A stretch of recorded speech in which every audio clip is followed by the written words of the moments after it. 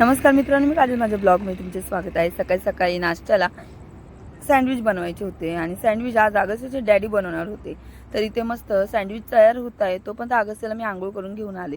आणि मग काय, अगस्त्याला सँडविच आवडला, पण तरीही त्याला सँडविच असूनही बटाटा टाकून पोहे खायचे होते आणि सगळा पसारा आवरत नाही तोपर्यंत साहेबांनी परत पोहे बनवायला लागले। मला तर खरंच खूप कंटाळा आला, कारण आज आहे ना आमच्या नळाला इथे पाणीच आलं नव्हतं। रोज येतंय पण आता मध्येच काय पाण्याचा प्रॉब्लेम झाला काय कळालं नाही, आणि त्याच्यामध्ये हे साळायचं कटरही चालत नव्हतं। तर सगळे कामं पटापट आवरले आणि आम्ही निघालो होतो बाहेर, म्हणजे साताऱ्याला यांच्या मामाच्या मुलाकडे भेटायला चाललो होतो। तिकडे वेद भवनला ते आहेत आणि खूप दिवस झाले आम्ही गेलोच नव्हतो। त्यांचा फोन आला होता आणि आम्ही भेटायला निघालो। जाताना एवढं ऊन, मग काय करायचं, खाण्यापिण्याची काही इच्छा नाही, मस्त थंडगाराची लस्सी घेतली।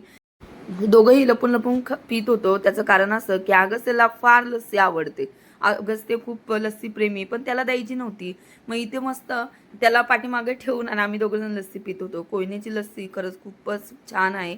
आणि अगस्त्य पाठीमागून आवाज देत होता, तुम्ही काय पिताय मला दाखवा। पण त्याला बनाना चिप्स दिले आणि आईचं मस्त काकडी खाण्याचं काम चालू होतं। दोघं जण पाठीमागे बसले होते आणि आम्ही दोघं जण पुढे बसले होतो। असं गप्पा वगैरे मारत आम्ही पोहोचलो साताऱ्याला। मग तिथे गेल्यानंतर सगळेजण भेटलेच, मग त्याबरोबर आम्ही भाऊजी वगैरे त्यांच्यासोबत गप्पा वगैरे मारल्या, त्यांना खायला वगैरे आणलं होतं ते पण दिलं। आणि मग जास्त काय व्हिडिओ वगैरे काढले नाही, अगस्त्य मस्त खेळत होता, कारण तिथे जरा बोलायचं वगैरे होतं आणि मग व्हिडिओ पण काढायला बरोबर वाटत नव्हतं। मग 1-2 तास बसून आम्ही परत घरी निघालो। भेटूया नवीन ब्लॉगमध्ये, बाय।